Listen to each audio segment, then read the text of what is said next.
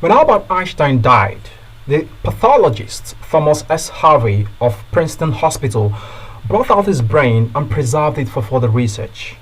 And now, when researchers started analyzing Einstein's brain, they found out that the area of his brain that is called the parietal frontal regions of his brain had more glial cells than neurons. And so glial cells are cells that facilitate neurons in their information processing. They act as some kind of nutrients that help neurons in the metabolic process, that's to process information much faster.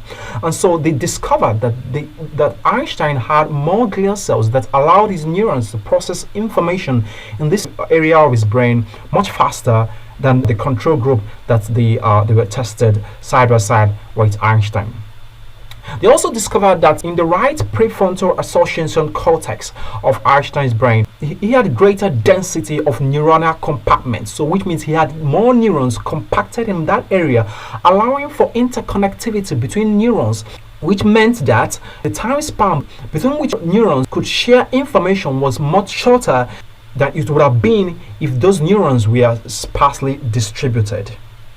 So what this meant was that Einstein had the capacity to process information that was related to his work because of the way the cells in his brain were structured and the way they processed information much faster. So what does this have to do with this video, and why should you be concerned about this? Well, if you stick with me, that's what you're going to find out in a couple of minutes. Hello and welcome to this edition of Clear Thinking Digest, and this is the Intelligence Upgrade series.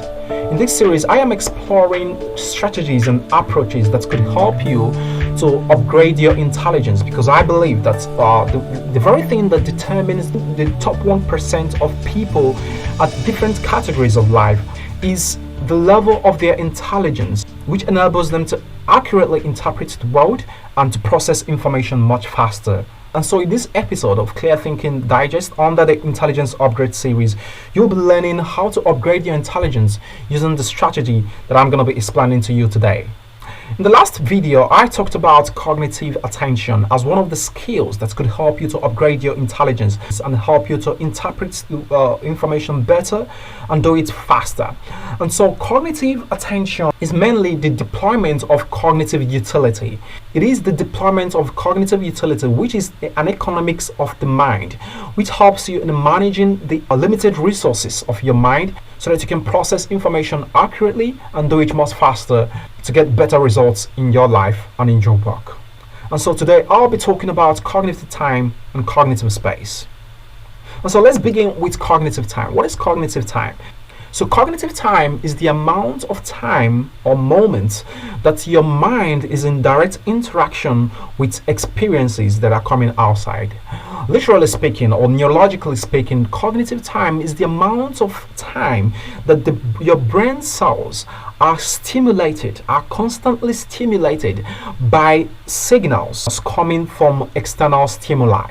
And so these external stimuli are experiences, and they could come in form of a task that you're engaged in, or when you are engaged in a study, or either a research that you're conducting, or whatever kind of experience that you're having outside. So what cognitive time actually means is that when your mind is in direct interaction with external stimuli, which is a form of experience, the cells in your brain are constantly being stimulated, and so they're receiving electrical currents, they're receiving electrical signals that are impacting the structure and the nature of the cells, which are making them to change in their nature and to create neuronal pathways that will allow information to be processed much better as you engage in that process. The nature of your brain is such that when your cells are impacted or are stimulated by electric signal coming from an external stimuli, your brain cells change in their nature, in their structure, and this affects the way your brain cells react. The morphology of your brain cells begin to adjust in order to adapt to the current stimuli, which are coming in form of electric signals, so that they can be able to adapt to that situation. And they begin to create neural pathways to enable them to process that information faster. And of course, this explains the phenomenon of neuroplasticity, which is the fact that your brain constantly changes as it engages with new experiences, changing in its structure and also creating neural pathways that will allow it to adapt to specific situations based on based on the signals that are coming from outside. And so cognitive time is the amount of time that your brain is engaged in this activity, going through these changes, and it's being impacted by stimuli that is coming from outside in form of experiences. Now, as your brain is being changed by these external stimuli, at the same time, it is creating neural pathways to allow it to process that information faster. And so as your brain cells are creating these neural pathways, these pathways continue to accommodate space. They continue to create space in your brain. And so by the very fact of these activities, this level of activities going on your biological brain, at the cognitive level, which is at the level of your mind at the same time continues to create cognitive space. And so the amount of information that is coming outside influences and it impacts the amount of cognitive space that your mind creates. For you to be effective in any activity that you are engaged in, your mind has to have enough cognitive space that is dedicated to that task or activity or experience that you're having. For you to better process the information of an experience, your mind has to have enough cognitive space devoted to that experience so that it can process the information much faster. So how does this affect your work and your productivity? Cognitive attention creates cognitive time, and cognitive time creates cognitive space. What do I mean by that? Cognitive attention, like I explained in the last video, is your ability to focus your attention on a specific task or a specific experience for a period of time. When you focus your attention on a specific experience, you begin to create and generate what is called cognitive time. And so cognitive time is the amount of time that you are focused, that you are mainly focused on a particular experience. It is important for you to understand that cognitive time is not the amount of time that you have devoted to a work. No, it is the amount of time in which your mind was specifically devoted to having direct interaction with that experience that you're focused, that you're working on, that you are interacting with. So that is what cognitive time is all about. And so with more cognitive time, your brain cells now begin to create neuronal pathways. And from these neuronal pathways that your brain cells are generating, your mind begins to create cognitive space that will allow you to process that information accurately and then better and do it much faster. So how do you maintain cognitive time? How do you sustain cognitive time in your work? To sustain cognitive time in your work, you need two strategies to do that. The first strategy that you need is attention management. By attention management, I mean your ability to sustain your attention for a long period of time on a specific project or task or experience. The quality of your cognitive time is directly related to the amount of sustained attention that you devote to a particular experience that you're focused on. So, and this is why it is important for you to understand that when you are engaged in a task, let's say you're writing or you're researching or you're studying, the quality of your cognitive time is the amount of time that you actually focused on that work, not the general amount of time that you spent on that work. And so if out of 1 hour, the cognitive time that you devoted was 30 minutes, and by that I mean in those 30 minutes, those were the time that you actually focused on your work. And the remaining 30 minutes, you were occasionally interrupted by either going on social media or responding to comments or chatting with your friend, or actually lost in mind wandering. The real cognitive time, which is going to give you the benefits of that work, will be the 30 minutes that you actually devoted. And the remaining other 30 minutes actually account for nothing. So it's important that you understand how to manage your attention when you are actually engaged in any task or any experience that you're working on. And this is why I tell people that multitasking doesn't work. it simply doesn't work. As a matter of fact, there is no such thing as multitasking. When you think that you're multitasking, what your mind is actually doing is switching from one event to another, switching from one particular task to another. And by so doing, your mind cannot sustain the amount of concentrated attention that is required to create the cognitive space that will allow you to process information at a much accurate and faster rate.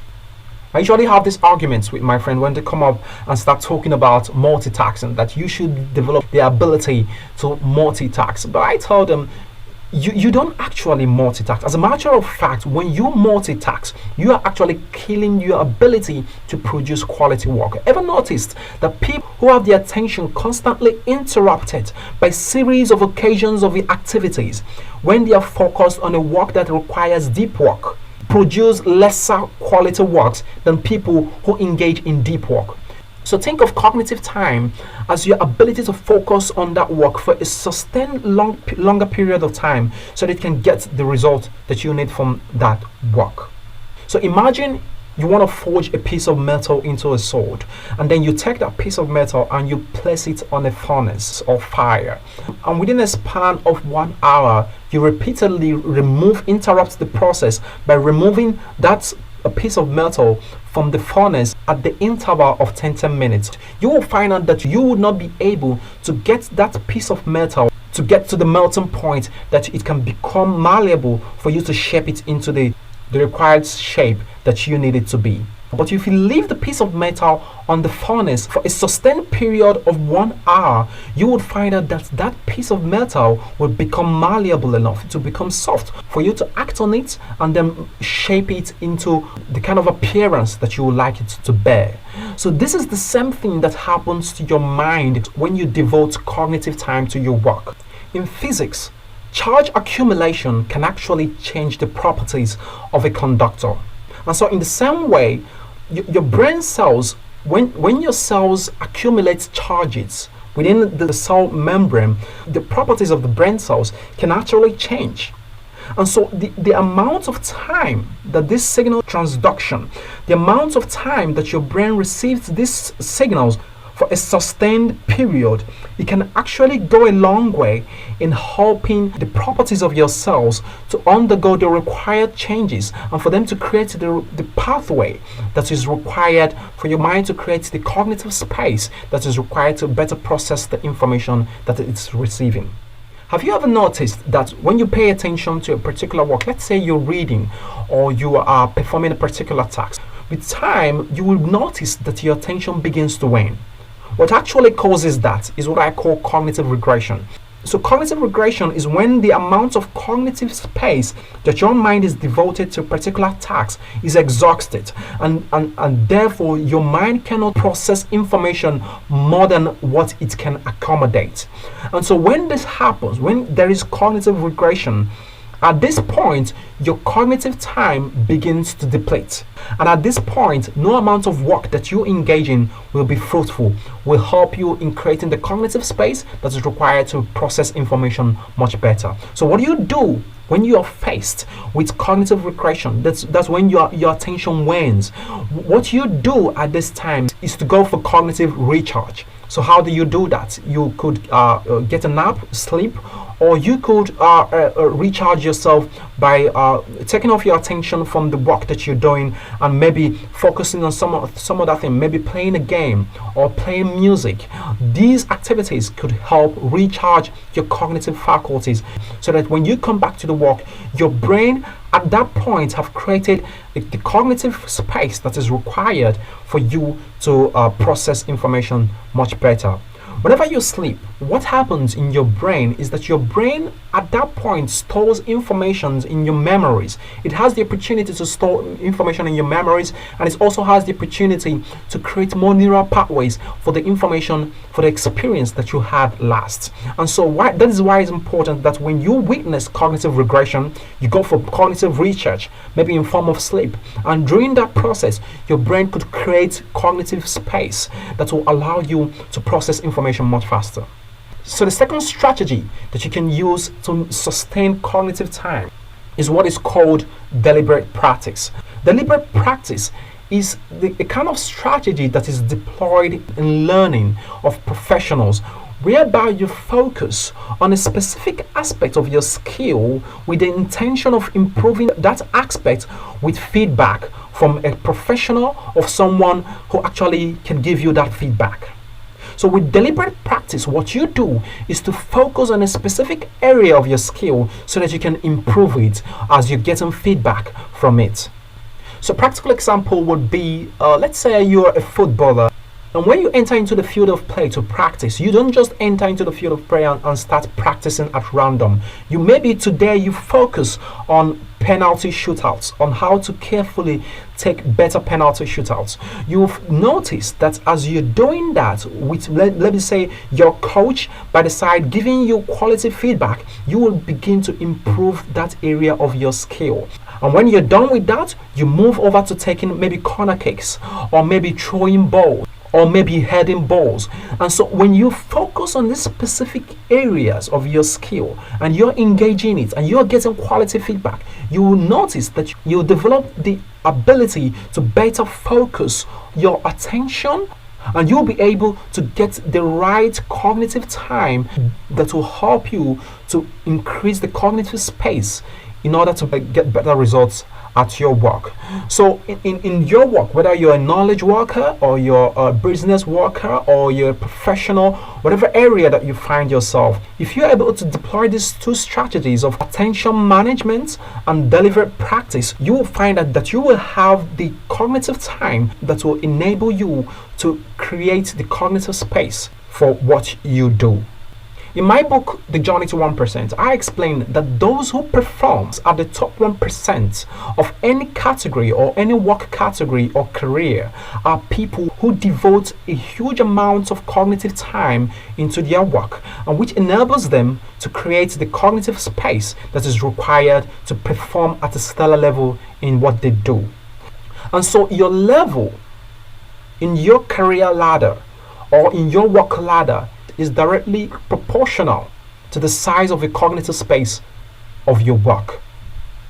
So this is my message for you today. Thanks for joining me in this edition of Clear Thinking Digest. I encourage you to subscribe to this channel if you're watching it on YouTube, and if you're watching it on Facebook, I encourage you to like my page and also hit the notification button so that you can get these videos once they drop every week. In the subsequent video, I'll be exploring more strategies that you could deploy that could help you to manage the cognitive resources of your mind and to process information faster and upgrade your intelligence so that you can become better at what you do and get better results, and also migrate from the 99% of the population to the 1% in your work. So thanks for joining me in this edition of Clear Thinking Digest. I'll see you in the next video.